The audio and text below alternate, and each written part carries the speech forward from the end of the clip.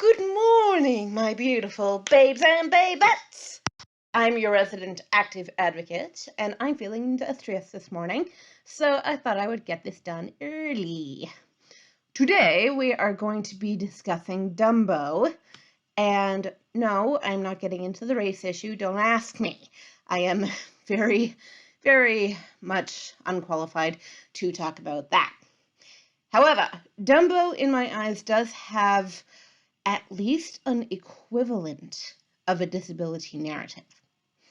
So, Jumbo Jr., which is actually Dumbo's real name, is born with excessively large ears, which is adorable, but everyone surrounding him in the movie actually reviles him for it and says, "You look stupid, you look different, you'll never fit in with the rest of the elephants who are all very noble creatures." It's understood that his species is one with a noble lineage and noble ancestry, and they came from a distant place and they know how to fit in here now, but you will never fit in because of the way you look.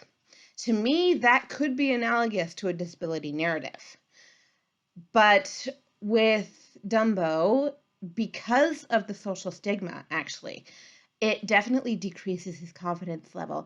And that could almost be an example of a socially mandated disability, in that because he is different and because he is made to feel different, he naturally feels inferior. And this leads to him actually being rather clumsy before he realizes what his ears are capable of allowing him to do, but we'll get to that. Gosh, it's cute. But he has a bit of an upset. He has a bit of an accident, and the rest of the elephants disown him, except for his mother. And in defense of him against the other elephants and against the circus master, this circus is portrayed as not being friendly to its animals. And I've heard that that's different in the remake, but I don't know because I've never actually seen the remake. Um, the mother is put in captivity for trying to defend her child, and that is not a good thing. And Jumbo Jr., I'm going to call him Jumbo Jr. because he's not dumb, feels very lost without her. And the whole nickname of Dumbo comes out not only of his appearance, but also out of his clumsiness, which, as I say, is probably it's called psychosomatic. It's your brain controlling your body. Your brain controls your body anyway, but this is in a very negative and unconscious way. Okay, so this could be a form of psychosomatic disorder on Jumbo's part, brought on by the social stigma against his large, beautiful ears. But he is ostracized by the remainder of the elephants and is at one time forced to flee the circus, not only in search of some sanity to be able to put his world together in a cohesive way, but also in search of people who won't look down on him for being different. And he runs into a group of crows. Again, I'm not getting into the race thing, don't ask me. But they make fun of him too, except that by this point, Dumbo is realizing the capability that his physical difference gives him. He can fly with his ears.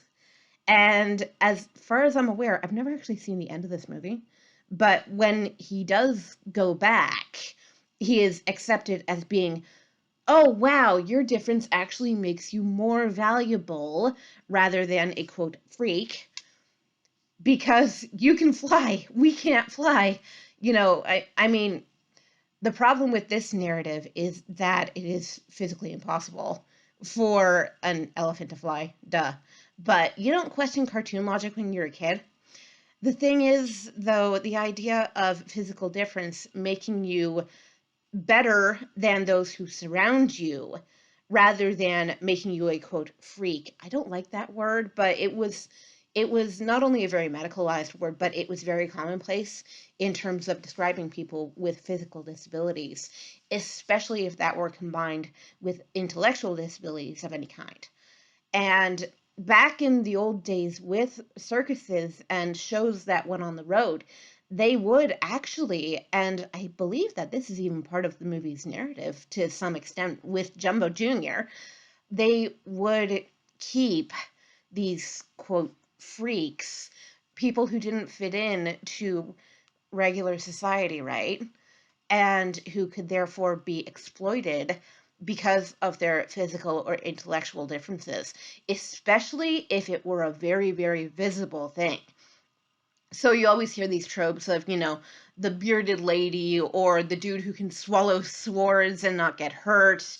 And basically, like, just making a show, making a spectacle of physical and neurological differences. I know that if one embraces their identity, the whole I can be on display for who I am and not have to be ashamed of it thing, that can be extraordinarily liberating. However, when freak shows were designed back in the day, that was not a narrative that was taken into account.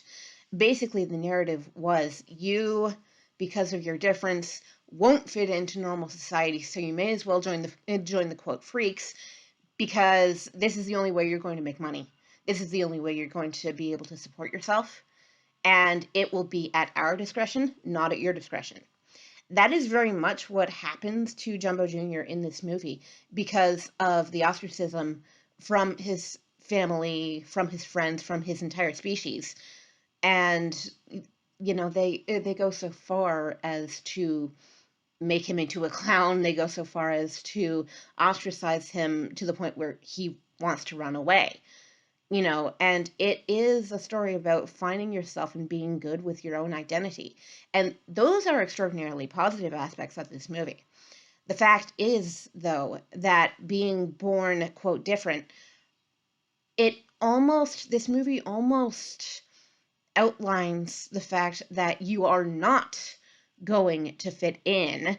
You shouldn't try to fit in and be, quote, normal. You should try instead to fit in on your terms and in regard to what makes you different. But if what makes you different doesn't make you better, shall we say, doesn't give you these extra powers, these extra abilities, your ship is sunk.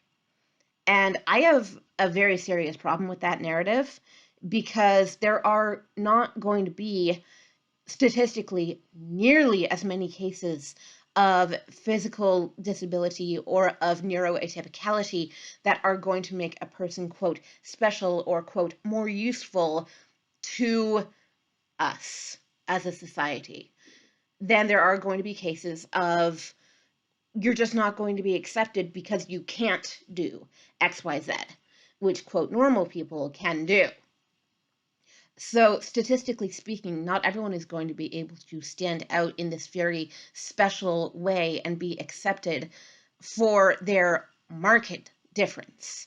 Everyone is different from everyone else, but the degree to which we differ from one another will often determine both our role and our treatment in society. I have a problem with that because certain differences, if they can be monetized, those are treated well. But for the ones that are not capable of being monetized, then you're just going to be treated as other than, as less than, as different from, and therefore inferior to. So while Jumbo Jr., quote, Dumbo, is not what you may stereotypically call disabled, he is definitely physically different. And the whole conceit of this movie is that your difference should make you special. But in the real world, that does not always apply, which is definitely shown in the first half of this movie before Jumbo Jr. discovers his ability to fly with his adorable ears. It's so cute.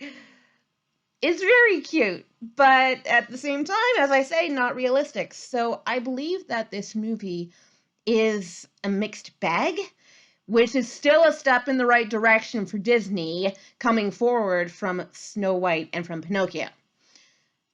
So that is my analysis of Dumbo, and I will be getting to other movies later on, obviously. But here's what I'm going to do.